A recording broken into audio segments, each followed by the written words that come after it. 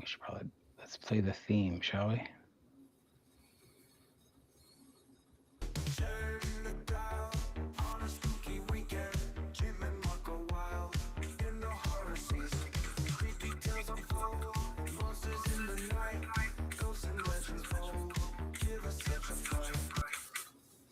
Hello, and welcome to Horror Movies and Shit. I'm your host, Jim, and with me, as always, is Mark.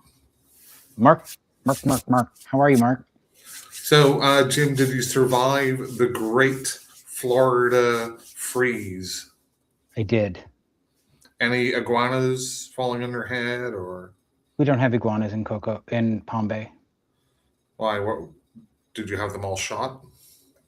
No, they're not. There's not a whole lot of trees around here for them to live in.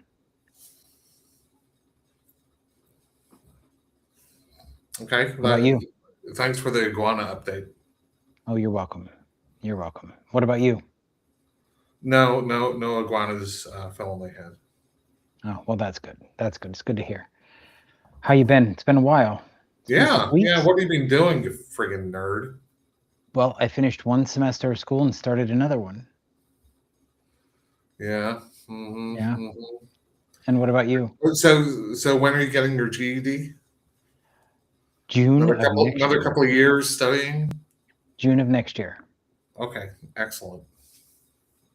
And you? When do you plan to graduate?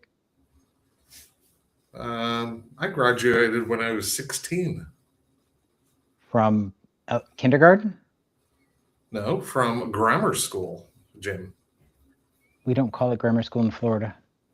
Well, of course you don't, because they wouldn't even know how to spell it here. It is what we called it in Connecticut, though. Very good. I'm going to try this and see if the volume stays better. Okay, talk to me, Mark. Jim, you said you had some news? Not really news, but we broke some exciting news for you the last time we talked, in that you will soon be a published author. I already am under my numerous pen names, like Stephen King. Okay. Bullshit. I pay that guy to pretend to be me because I'm an Hall of Fame. Yes, I will be a published author. Well, I will be too. Why, do you have a story in it? No, I do not. No. I was asked to write an essay about a final girl from a film, and it will be featured in a collection of essays with some of my favorite authors. I'm so excited. So hang on, like you're doing like movie critic essay? Kinda, yeah. Well, I guess there's a participation reward for everyone. Right? Anyway, I don't want to. There's give away. girls, and sometimes they're final, and I don't like their hair, so I don't. No, well, I mean, it is true to form. I did turn it in already, so it's getting edited. So we'll see how that goes. I'm excited though. I got some pretty good feedback from some of my friends. Speaking of, look, Timothy King's new logo. What does he think? He's Superman now? No, he changed it up from the rabbit. So, anyway, so wanted to. You know what's weird?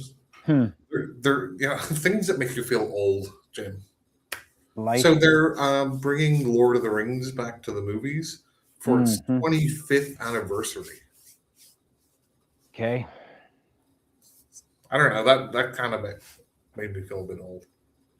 I mean, just breathing should make you feel old at your age. Well, I'll ask your mom, but how would she know? She's 20 years older than you. Well. Anyway, Mark, so you wanted to talk about something. You said you have some opinions. Oh, yeah. So what is our channel best known for, Jim? Oh, it's always breaking horror movies news, right? Isn't that what we do? Okay, so I think you're a little too lost in your whole education, high-minded, fucking nerd, overthinking stuff. No, it's about arguing, right? Well, yes, we do argue a lot. Well, there you go. Okay, so I thought it would be fun for us to have like a bit of an argument. That's fun for you. What is it? Foreplay? Is your mom there again? What? What? Why you're so weird. Anyway, so before we get into whatever you want to argue about, have you Yeah. seen the show The Beauty by Ryan Murphy and whatever the guy's name is, Matthew something or other? No, I've never heard of it. Okay. It's total and utter dog shit. Like, it's trying to be highbrow. Oh, like you right now? No, not like okay. it. The first 2 episodes center around this incel that is trying to become beautiful. Like, he won't work because he's too ugly. He won't respect anybody because he's too ugly. He murders people because he's too ugly. It's infuriating. And then he gets plastic surgery and looks like handsome Squidward. And then he kills a bunch of people because girls still don't want him. And then Are you saying Squidward's not handsome? if you watched the show, you'd understand. So it's a show, not a movie. Right? Correct. It is a show, which is what I said, by Ryan Murphy and Matthew, whatever his name is. Ryan Murphy is. He created American Horror Story. Wow. But anyway, let's see.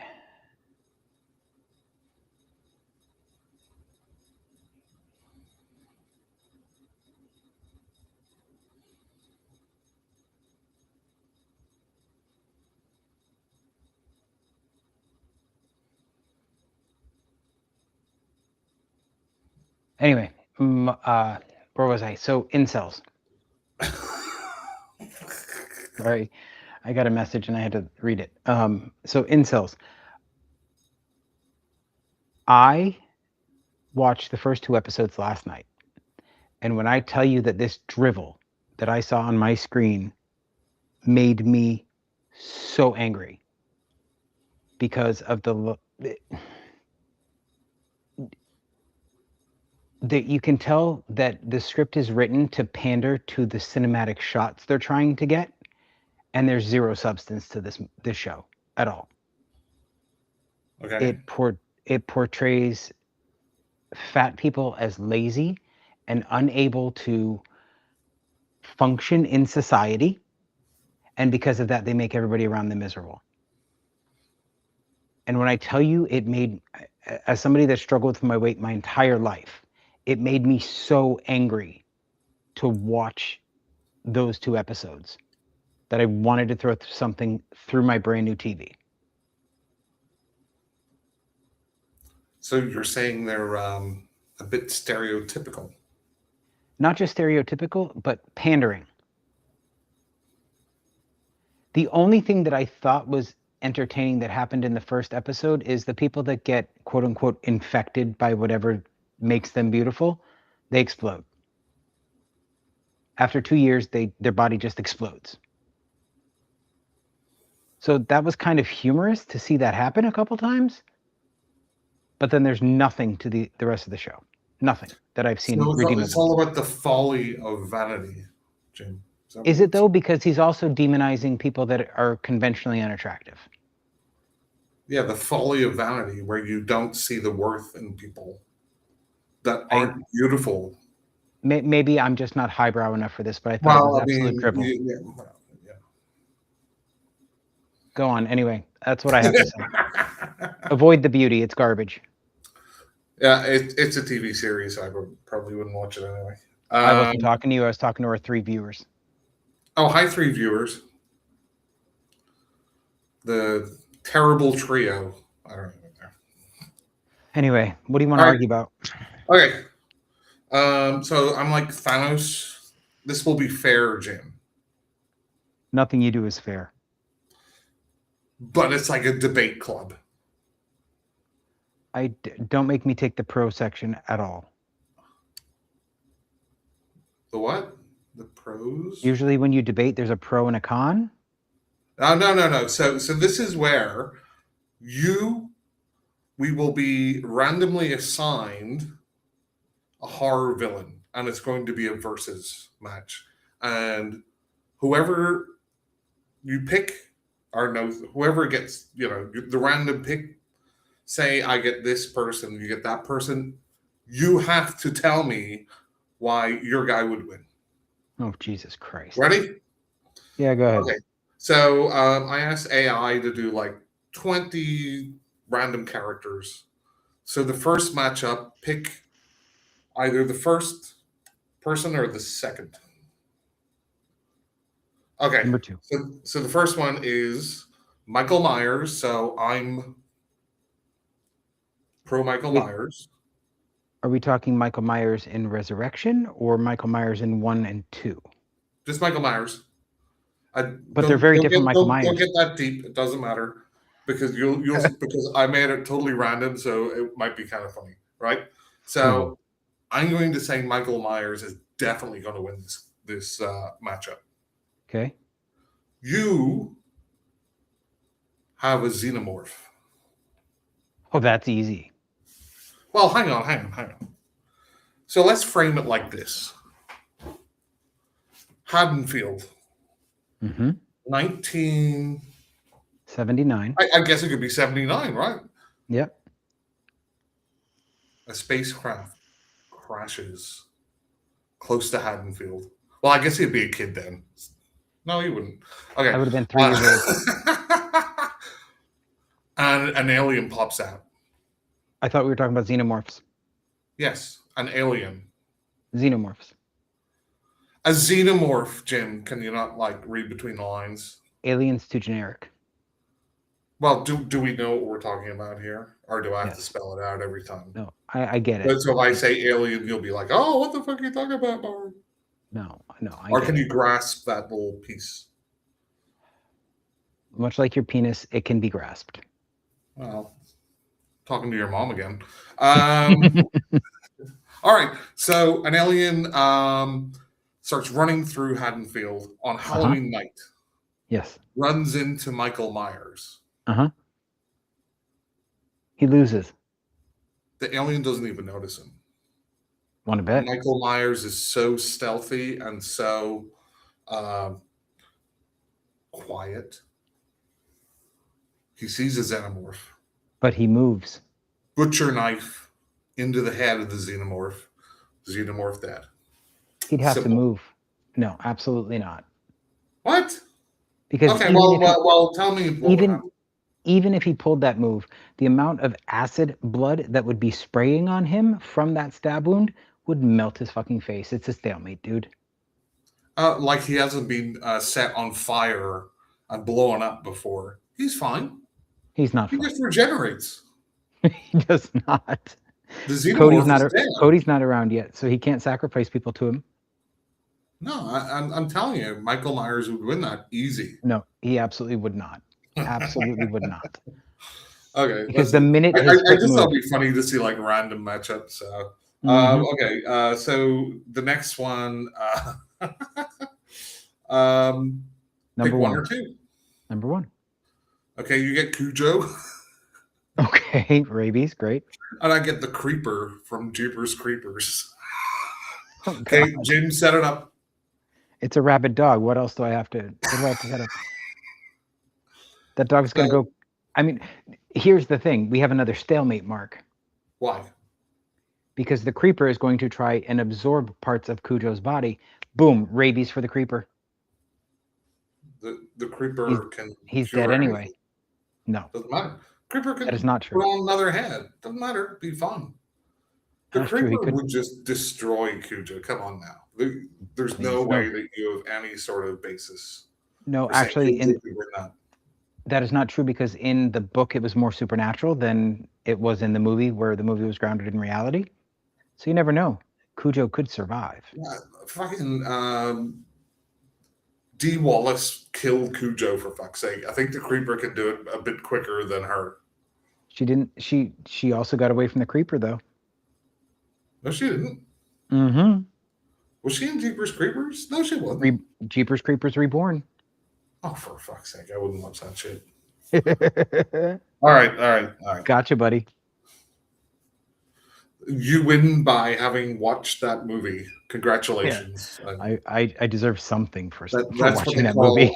That's what they call participation trophy. That's what they call a Pyrrhic victory, Jim. Okay. The next one's interesting. 1 or 2? 2. Okay, so Pinhead for me versus The Thing. Ooh. Can The Thing assimilate a hell creature? That's a good question. I mean, they are technically flesh and blood, right? Mm-hmm. So yes. Well, yes and no. Like yes he may not no. be able to. They could assimilate the flesh and blood, so they could act as the hell priest. So I think that The Thing would win. So I think it's where it's being played out, right? If you're looking at like a Hellraiser 3, where Pinhead's on Earth and he's kind of more mortal-ish, right? I think The Thing's got a chance, but in hell, no way. How would they Thing get to hell? They would rip that thing apart and burn it easy. Wouldn't even get near them. But the cold is the only thing that bothers it. Heat doesn't bother it. Or no, it was the other way around. I take it back. No, well, the heat would freeze it. Or sorry, the heat would burn it and the cold would freeze it. But right. Yeah, they would just absolutely demolish it. Disagree.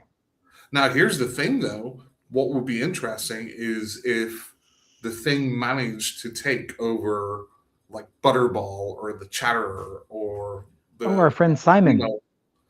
Yeah. Then would Pinhead know? I don't think he would, because he's pretty oblivious to them anyway, right? He doesn't really interact with them a whole lot.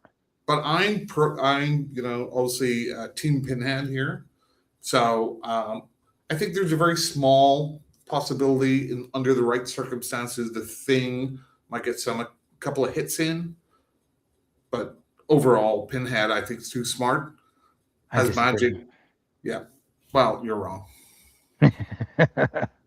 All right. That's interesting. Okay. 1 or 2? 2. You're the Predator. Ugh. The ultimate hunter. Here's the problem. You're always wearing somebody's skin. I will see you with my heat vision. The skin will actually block. It does not. No. Just the same way as the mud blocked the heat from Arnie in the original Predator. But you know what it doesn't block? The sound of that chainsaw, buddy. I think the Predator will be too cocky and want to fight him one-on-one. I disagree. He'll see him as an apex predator, and he will just get. He will not see him as an apex predator. He will see him as a flea, nuke from the shoulder.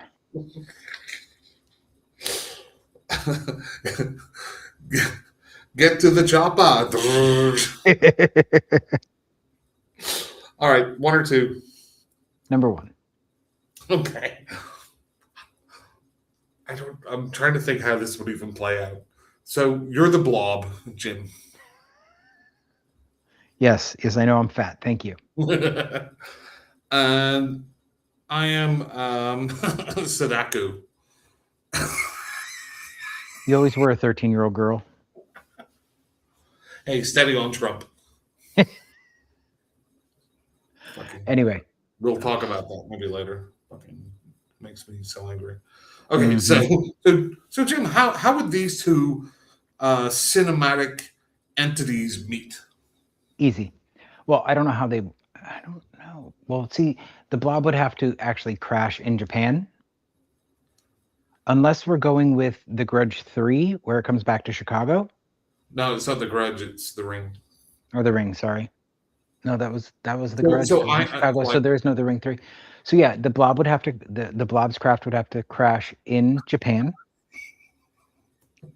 and then it would have to stumble upon the house after it's rampaged through all of Tokyo. No, you're confusing it with The Grudge again. So in a way, you could almost do the very famous Blob coming into the movie theater, right? But what's showing is the video. Oh, yeah, that's right. You're right. I keep thinking The Grudge, and I'm sorry. I don't know why. Okay, so we're talking about how the Blob doesn't have eyes. How can it technically what? That's it. Sadako has no power because it cannot watch the video. The Blob wins. When it rings. Exactly. It's all dissolving the phone, and she's like, "Fucking 7 days." It just dissolves the videotape, and Sadako's gone. Again, I don't even know how they would interact together. Never mind fight. Yeah, they couldn't. Is a Blob going to put like the VHS in there and sit and watch? I mean, even as it's trying to put the tape in, it's dissolving the tape, so Sadako's gone. Okay, we'll call that one a draw. How is it a draw? It eats the videotape. End of story. Yeah, but he doesn't defeat Sadako. It does because they can't. No, they just never meet. Well, are we talking about prior to copies being made or the original tape? Actually, it doesn't really matter. If the tape is destroyed and there's no copies, how does Sadako propagate? Because the Sadako world is an AI world. Yeah, but you're going down. I'm talking original Sadako, not the rest of the mythos. Well, that's from the books. That's what I'm saying. I'm not counting that. I'm going just from the original videotape. He eats I the wouldn't know videotape. that, well, that's just a randomly goes over this videotape. No, I don't think that ever meet.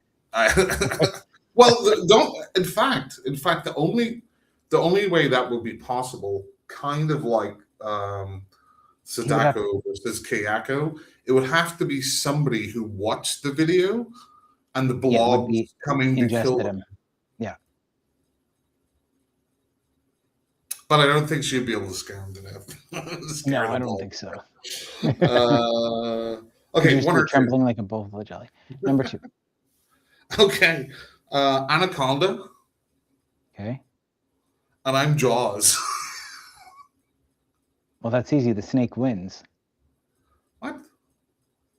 Dude, Jaws can't turn its head. All the snake has to do is get behind its head, wrap itself around the body, and crush the freaking shark. End of story. It would not have the power to do that. It would absolutely. Jaws would just see it swimming and just eat it in one go. Go. Done. No. Yep. Not even possible. It's an 80-foot snake. I don't even know if it's possible because I don't think anacondas can go into salt water and vice versa. But great whites can go into fresh water. No. No, that's bull sharks. Never mind. Yeah, bullshit, Jim. Yeah. So again, unfortunately, there'd be another 2 that would never meet. Well, Titanoboa did live in salt water. Okay, well, we're talking about anaconda. It's a prehistoric ancestor, so I think it counts. No, it doesn't. Yeah, it does. Okay, so rather than Cujo, I'll have some dire wolf from 20,000 years ago. I don't know. No, you can't change it. Okay, 1 or 2. Number 1. Jason Voorhees. I'm good with that. Against Pumpkinhead. Oh, that's easy. Yeah, Pumpkinhead. Jason can't be killed. So no matter what pumpkin... No, he can't. He can be always comes back. Yeah, but he can be neutralized. They blew him up in Jason Goes to Hell, and he still came back. So try again, pal. Yeah, so whenever somebody eats his heart and it's just another human, Pumpkinhead will just kill that other human for eternity. And he will keep coming back for eternity. And Pumpkinhead will keep killing him. So what, are we in a stalemate again? They can't all be stalemates, Mark. Pumpkinhead wins because just brutalizing Jason every single time he revives. Yeah, easy. No. Because you know what? If Pumpkinhead does actually defeat Jason and eats some of his skin, let's say he uses his teeth, because Pumpkinhead did that. It's right here. He would then become Jason. What if Pumpkinhead ate Jason and Jason was just like Pumpkinhead shit after a couple of days? Could he revive from that? Or would somebody have to come along and scoop up the shit and eat it? If he eats Jason, he becomes Jason. So then Jason wins. Wrong. Anyway, okay. This one's interesting. 1 or 2? Number 2. So you are the Wolfman. The strangling kind, or the actual wolf? It says the Wolfman. It doesn't give any more details other than that. So I guess you could be like the original Universal Wolfman that strangles people, or the more recent one with Anthony Hopkins and was it Del Toro? You could be that one, I guess. Okay. Or that. Who am I fighting? I never saw that James Whannell one.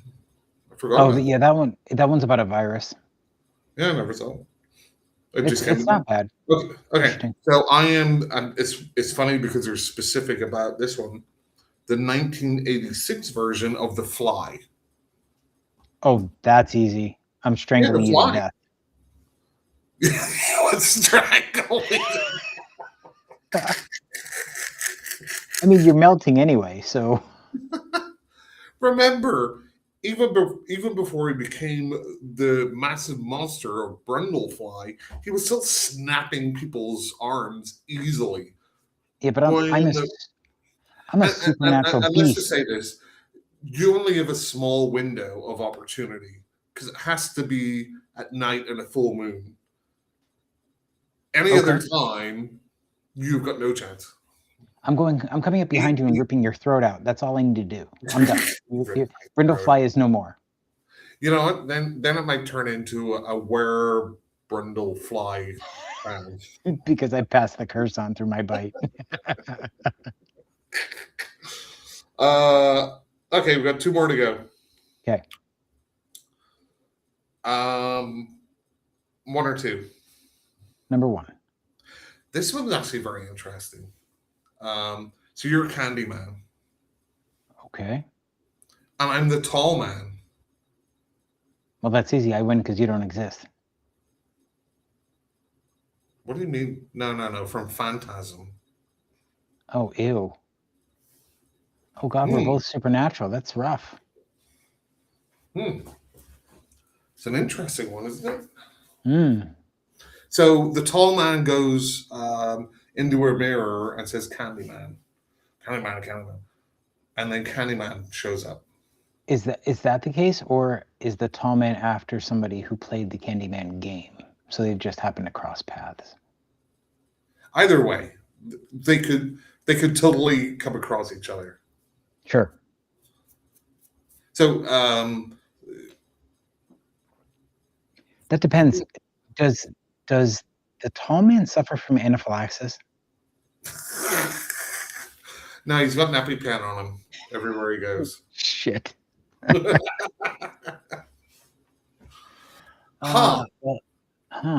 This one.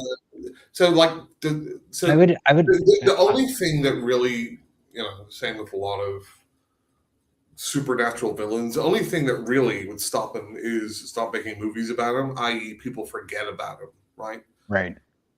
I mean, I think he's pretty unkillable because he's already dead. I mean, they just send him back to his dimension. But the Tall Man, in the same way, I mean, the Tall Man is supernatural, but he's really kind of an alien. The Tall Man does not need to be summoned So he's free to move. He's free to move around. Candyman has to be summoned. You have to put his name in your mouth, right, for him to appear to you, whereas the tall man does. You don't. Right, but we're imagining a scenario where, like I say, the tall man says his name for whatever reason, or as you're saying, somebody else said his name, and the tall man's name just happens to be there. Right. I think I think Candyman might have a problem with the tall man's balls. Well, I don't think the balls are going to have any impact on him. I mean, he's supernatural. Well, I don't know. I mean, he's got some pretty powerful balls on him. He does. I won't disagree with you there, but Candyman is unkillable. And so is the tall man, basically. Yeah, so, I mean, I think we have a stalemate, pal. I don't see a way that one person becomes the victor. It's almost like the tall man might recruit Candyman to kill people. Possibly. For him. So then he can use their corpses. Maybe. The last one's a weird one. I don't even know if it's worth saying because I randomly, one of them is from a movie which I think is a precursor to Alien in a lot of ways. Say one or two. We'll just two. You're Godzilla. Yes. And I'm the green slime. Jim, have you seen the green slime? No. You should watch the green slime. There's a lot of parallels between that and Alien. Okay. Now, the green slime is obviously a very 60s movie. And it's very campy. It was a Japanese American production. And in fact, the guy who directed The Green Slime, and I think like 69, something like that, is the same guy that directed Battle Royale. Isn't that crazy? I haven't seen that either. Haven't but seen you know it. about Battle Royale, right? Yeah, I do. Yeah, Godzilla wins. Sorry, I can't even. Yeah. Okay. Nuclear breath, the green slime evaporates. So let's see. Pick the winners. Let's just see what AI says. Winners for each. All right. Just curious. Okay, so Michael Myers versus Xenomorph. Winner, Xenomorph. Fantastic. Says Myers is tough, but acid blood, speed, untail, implement, and fast. Yep. Cujo versus the Creeper.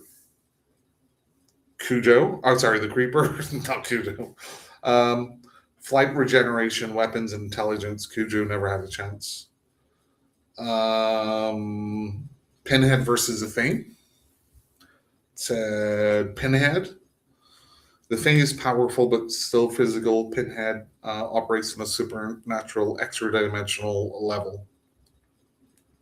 I can't wait to get to the Blob. And all right, Leatherface versus Predator. Predator, yeah. I mean, that's okay. The Blob versus Sadako. Winner, Sadako. The Blob can't harm a curse-based entity, so she wins by inevitability. Okay, I guess it has to pick a winner, but Jaws versus Anaconda, Jim. Yep. Anaconda. Jaws. No. Massive size, bite force, and ocean dominance. Anaconda gets ripped apart. See, just like I said. Don't agree. Jason Voorhees versus Pumpkinhead. What do you think it says? Ooh, Pumpkinhead. Jason is immortal-ish, but Pumpkinhead is a summoned demon fueled by vengeance, stronger and more savage. The Fly versus the Wolfman. Yep. What do you think? I'm going to go with Wolfman. Sticking with my Fly. Acid vomit, wall crawling, and grotesque mutations overwhelm brute strength. Candyman versus the Tall Man. We had no consensus here, so let me hear it. What do you think AI picked? I'm gonna go with Candyman. The Tall Man. Reality manipulation, time control, and dimensional tech beat urban legend rules. Okay. The Green Slime versus Godzilla. What do you think? Godzilla. Atomic Breath. End of discussion. That's what I said. All right, Hey, all right. I want to show you my newest collectible. Hold on.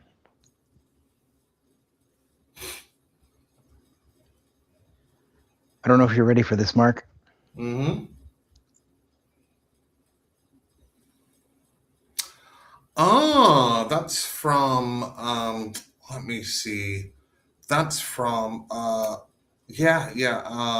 I know what you did last summer. Yeah, that's right. Mm-hmm. Oh, that's cool. Yeah. Timu? No, Spencer's.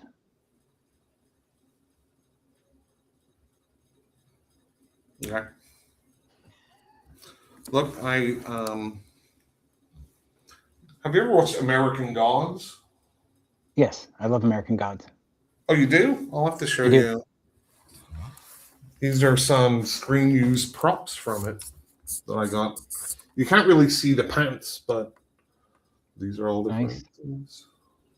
Oh, nice. The Vulcan. You have coin. You have the coins. Yep. Oh, nice. Do you want some? I've got a bunch of them. Yeah. No, I do. I still have. So, Mark, did I ever tell you what I bought you? Because I never got to ship it to you for Christmas. You and your wife. No, that thing that you said. What's your address? Let me ship it to you, and then nothing ever came. Yeah, I actually have two things that I've never shipped to you because I've just been busy. You and your wife need to come over for a visit. I have an extra bedroom. In your mansion, of course you do. Yeah, you guys got to come over for a weekend. You'll have a blast. But, well, I don't want to tell you what I bought you. But one of them is something I got at an auction for charity. And that is a signed butcher knife by Brad Lorry. Cool. And the other thing is something you do not have. Height? Yeah, that. No, that's going to be sort of an unveiling. So that's going to stay a secret. It's still in the box. I haven't even opened it to look at it yet. Well, I can give you some stuff from American Gods. I have a bunch of the coins. I've got a bunch of the armor scales. Oh, nice. I loved the book. And they did a really good job with the series. Yeah, so I've got, what's his name? Ian McShane's pants in there. That's great. You can't really see them because they're dark and it's a dark background. But yeah, that's okay. That's great. I know I have them.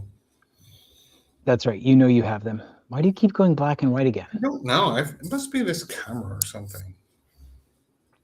I don't even have my good lighting set up. Anyway. So, Mark, I did some reading. Okay. So did I. I read a new book that is coming out by two of our friends. It's called Rideshare. James Kane and Timothy King. Yep. And when I tell you that I had so much fun because it's an anthology series, it's I want to say four stories. And it's like people telling scary stories in like an Uber or something. Nope. No, I thought that's what it was. So it is actually 4 different stories, all connected by the fact that it's one rideshare driver. Okay. But there's a lot more to it than that.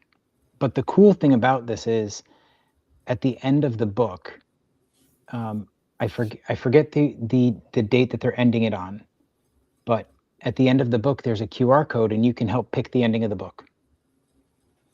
Oh, it's a choose your own adventure. The very end of the book, you get to choose how it's going to conclude. Huh. So it was really interesting. I know how I voted. I can't wait to hear how everybody else votes. I always had the idea about having like a movie where you could do that, and I think there's one coming out. There's one coming out this year. But like branching storylines, right? Just like the choose your own adventure. Yeah. and you can Yep, go it's through it. I know you can do so it's it. kind of like that where it's audience participation, so you tell them what's gonna happen next in the film. They've filmed all this non-sequential stuff, and the audience will, um, will decide, and it's, I think it's this year sometime that it's I coming out. I think, was it William Castle? Um, I think he had like a gimmick like that. I don't know why I'm Mhm. blacking it again, but like people could choose the ending. But I think they only ever shot like maybe two endings, and they would just play whichever one. It didn't matter what people chose. It was just a Yeah. gimmick of it.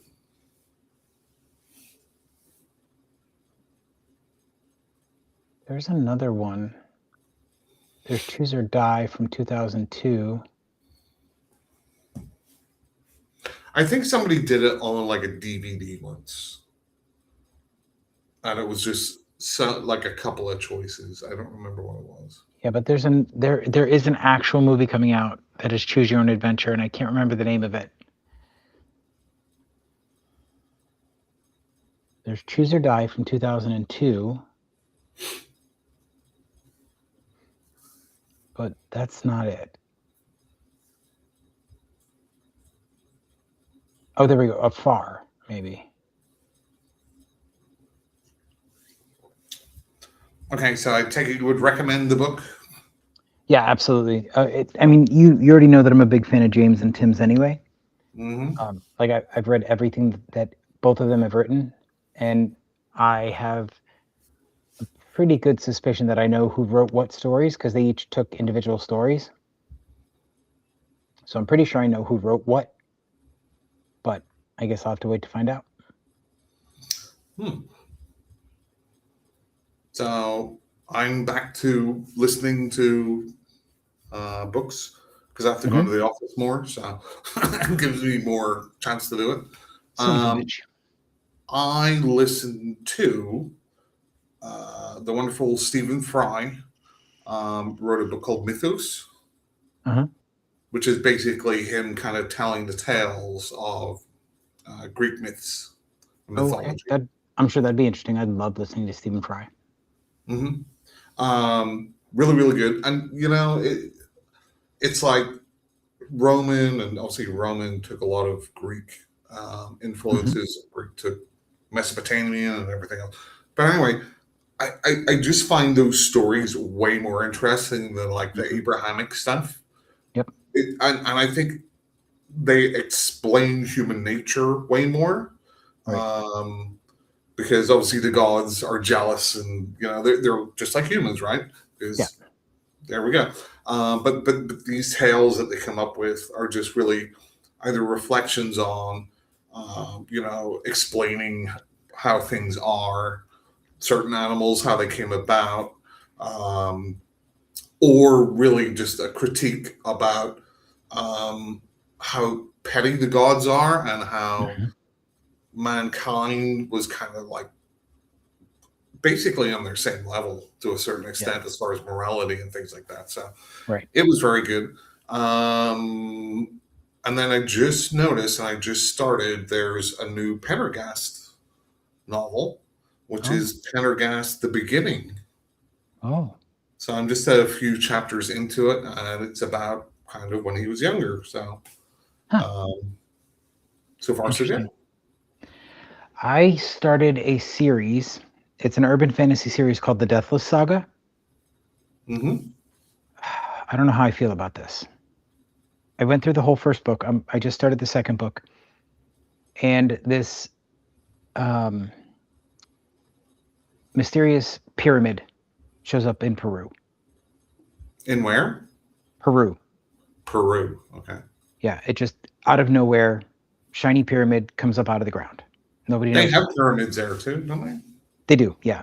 Mhm. Um, but lo and behold, scientist goes down. It's leaking radiation. One scientist dies. The other one gets turned into a werewolf. So, that happens. Right.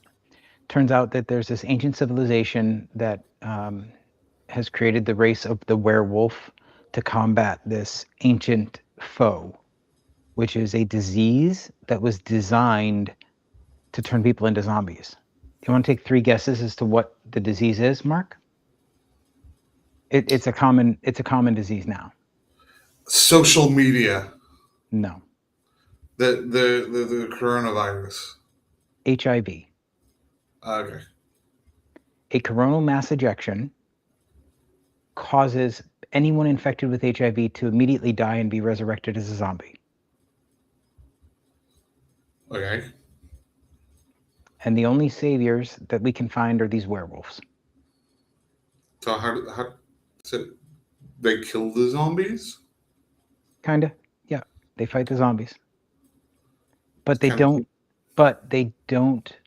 get to they don't find all the information in time, so the end of the world still happens.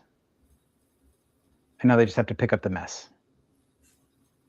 And it turns out that that's what plunged this ancient race that has turned everybody into werewolves and zombies from AIDS. There was a coronal mass ejection that shoved them back into the Dark Ages. That's why we had to start our timeline over. So is it goofy? It sounds kind of goofy. It's not goofy at all. The storyline is goofy, and I'm not sure how I feel about it. And I don't know why, but the fact that they're using the HIV virus did not strike me the right way. I'm shocked.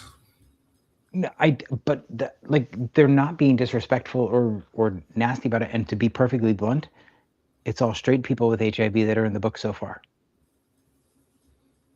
Okay. So there's no reason that I should have a problem with them using it that way. But for some reason, I wonder what that reason is, Jim. I wonder. What is it? What is it, Mark?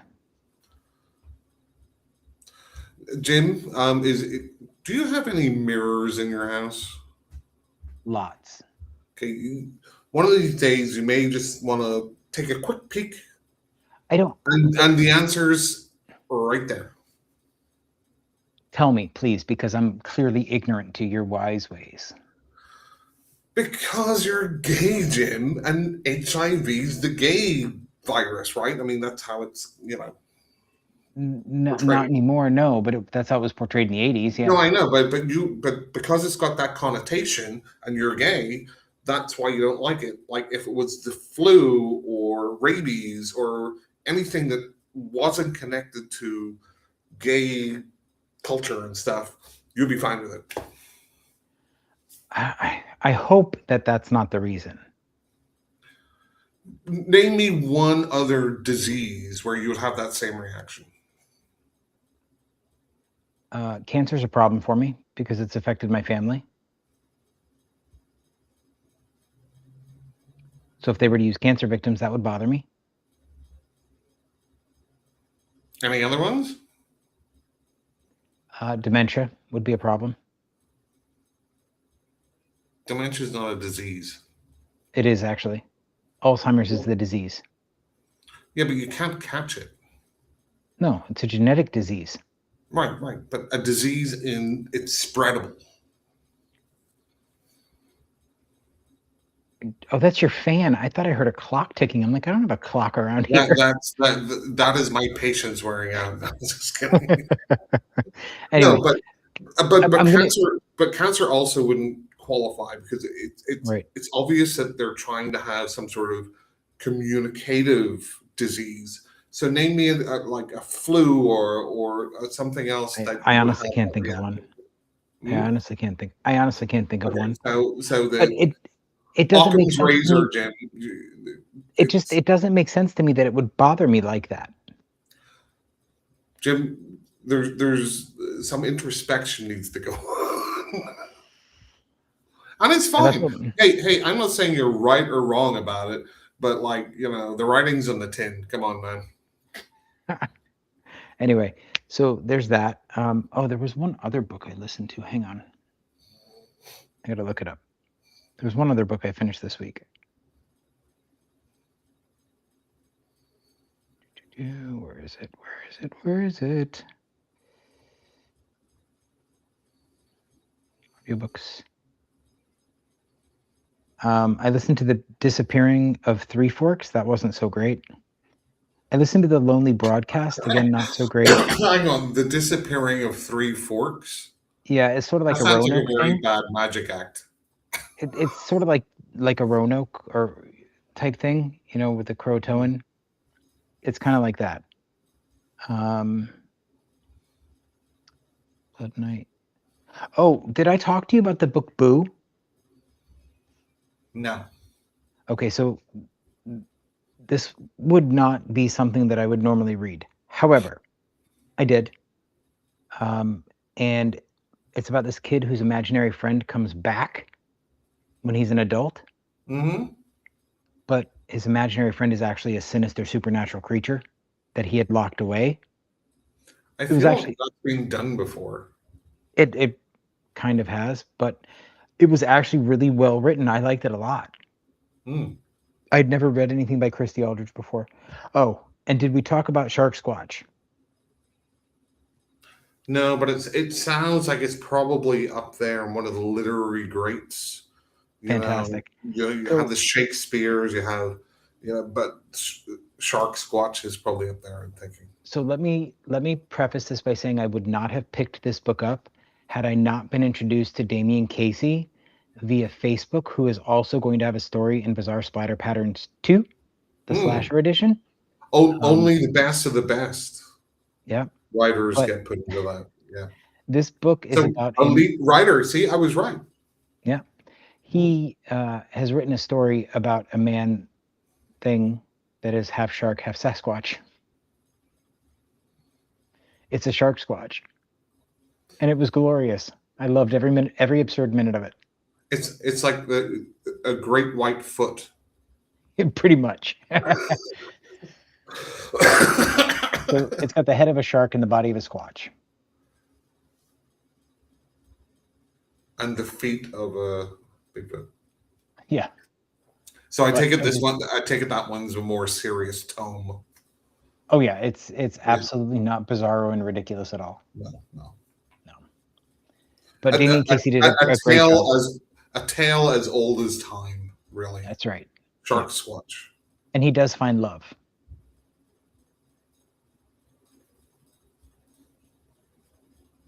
With. Not going to spoil it. With a shark or with a Sasquatch or with a person? Not going to spoil it. You'll have to read it to find out. How does it breathe, Jim? Well, he's got lungs because anything from the neck down is a squatch. Does he ever have to go to the dentist? I don't know. They did not take dental hygiene into consideration when talking in the story. Well, I would think that they wouldn't because it's a shark and it can just regrow its teeth. Right. So it's already got an advantage over the regular person. Mm-hmm. Anyway, what else you got to talk about, Mark? I watched four movies. Oh. Okay. I watched 4 movies. I'm going to tell you the titles. I thought 2 of them were really good, and 2 of them I didn't like at all. So you're going to tell me what you think that I thought about them, even if you've never seen them. Is The Notebook on the list? No, of course, that's my favorite. Together. Oh, I want to see this so bad. I'm going to say you did not care for it. Beast of War. I'm going to say you did not care for it. Ash. I'm going to say you liked it. Mother of Flies. I'm going to say you liked it. So I told you at the start, I liked 2 and disliked 2, but apparently you think that I like 3 of them. No, because the first 2 together, and what was the second one? Beast of War. I said you did not like those. No, you didn't. Yes, I did. Rewind the tape, please. I said you did not like the first 2, and you liked the second 2. No, you said I like Beast of War. Or no, you said I like Together. I said you did not like Together. Yeah, then you said I like Beast of War, Ash. I said you did not like Beasts of War. Right, but then you said that I like Ash and Mother of Flies. And Together. Yeah, correct. That's 3 that I like. No, I said you did not like Together or Beasts of War, and that you did like Ash and Mother of Flies. I don't know. Okay. So going from the one that I watched furthest away, Together. I thought this was really good. Did you? It's horror light. Mm-hmm. Like a lot. It seems like there's been a lot of kind of things called horror. There's definitely body horror elements in it. There's it was well acted. They're a real couple. Yeah, they're married. And Dave Franco and Alison Brie or something. Yeah, Alison Brie. Yeah, this this is well shot. The thing that makes things happen, right, is a little kind of okay. It's just, they just made it up. That's fine. But obviously, I mean, it's a not so subtle discussion about relationships. Wow. And codependency, yeah. I mean, you couldn't have seen that coming. But I thought it was fun enough. I thought it was well shot. The characters sometimes are a little like, really. But overall, I really liked it. Okay. Beast of War. And it's been popping up on Facebook. So, this is the next great shark movie. This is one that, like, this was extremely cliched, very broad character strokes, and it's about it's basically the Indianapolis, right? But it's Australia, New Zealand, World War II. Ship goes down, and they're kind of stuck floating on like a wing or whatever. Again, very broad characters. It was very cheap, which is fine, Mm-hmm. For example, there's this constant fog around them all the time, and that's Silent Hill game, right? That they put the fog in because they didn't have the money or the technology to do like full renders, but it kind of added to the game. This just kind of like they're like, oh, this fog's never going to go. This fog, like, do you know how fog works? Like, fog just doesn't just sit there, especially in the area of the world that they're in where it's going to get hot. The shark, I think they could only afford one like model of the jaws of the shark, and they use them kind of constantly. I didn't. Again, people seem to really enjoy it. Not for me. Next one is a movie called Ash. I don't know anything about this one. Yeah, this is a 2025 movie directed by Flying Lotus, who I guess has done another sci-fi movie called Koso, which I heard some buzz about a while ago. But any relation to the White Lotus? That's racist. But this is a sci-fi movie, and it's probably just because I like this type of sci-fi movie that maybe papered over some of the cracks in it. But it's a woman astronaut on another planet, and she wakes up. She's got amnesia. The rest of her crew have been murdered. And she's trying to figure out what's going on. It sounds familiar. Kind of halfway through ish, another character comes down who's in like a shuttle that was kind of their point of contact, and it's what's his name, Aaron Paul. Okay, he's a very likable actor. I like him. And he comes down, and she's trying to figure out what's going on, and he's a bit sus. I'm like, so I kind of like that setup. So I'm probably more prone to liking it than maybe the average person. The one thing that I will say, and I guess Flying Lotus is primarily a composer. For the first half of this movie, there's a lot of electronic music, and it's so intrusive. Like, just fucking turn it down or shut it off for a little bit. And it really started like grinding my gears after a while. But I still liked the premise. So I still kept watching. Thankfully, whenever it came to like the last third or half, they toned it down a lot. So there's actually some pretty good practical body horror stuff towards the end. And I think you'll probably, if you like that kind of setup, it's definitely worth watching. If that kind of setup doesn't, you're like, don't watch it. I liked it.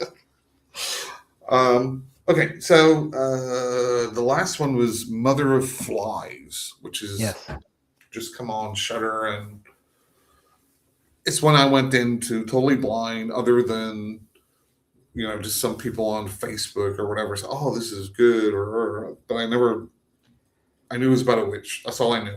I'll be honest, it looks too artsy for me. Oh, you should totally watch it, Jim. You'd love it. I mean, I did like the Bone Witch movie. It begins with an H. We'll never be able to pronounce it.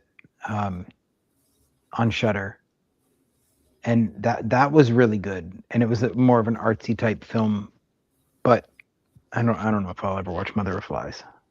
So this is basically a cast of 3 people, and it's about this, I don't know, like 20-year-old girl and her dad, and she's got cancer, and she takes him out to the woods to see this witch who came to her in a dream, and said that she could cure her.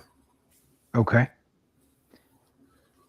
Now this is going to sound terrible, but it is what it is. I'm always honest.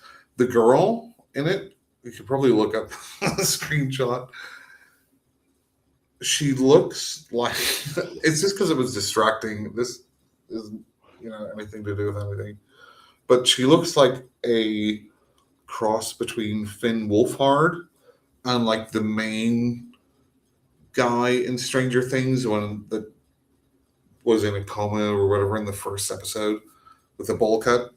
No. She kind of looks like a mixture of the two. Noah Schnapp. Yeah, it was, and that's I don't know. I just have to say it. It's like in Abigail. What's his name? Just reminded me of Elon Musk, and I couldn't get it out of my head. Oh yeah, what's his name? Like Kevin Durant. Again, nothing to do with him. Anyway, this is a very, very, very slow burn. Yep. Really, and you could say witches and folk horror are kind of synonymous, but really, really leaning into the long nature shots and things like that, which, I guess if you're going to have a slow burn with no likable or realistic characters, at least it's something pretty to look at for a while. But this was terrible. Like, this was such, to me, with the slow burn, you either have to have, or potentially the combination of interesting characters, interesting dialogue, even if there's not a lot going on, and maybe scene setting and whatever, but then a really strong finish for me to have a slow burn that works. This had none of that, apart from the pretty, apart from some of the pretty shots that they have of the forest and stuff. No likable characters. There's certain things that were super obvious, and then it was like a reveal. I'm like, well, yeah. The witch's story didn't make any sense either, to me, because she got her own kind of like backstory and why she's doing this, but didn't make any sense. I guess a lot of people say, again, like with the Beasts of War, it's getting a lot of good buzz, and I hope they do well with it. It just wasn't for me. Fair enough. I cannot stop yawning, Mark. Sorry. It's been a rough week. Anyway. I won't go on my political rant like I want to, because yeah, we don't want the feds. We don't want the feds knocking on our door. Like, I swear to fucking God, like, people are fucking so dumb. And anyway. Okay, everybody. That's it for today. Thanks, everybody. If you're hanging out, we'll talk to you soon.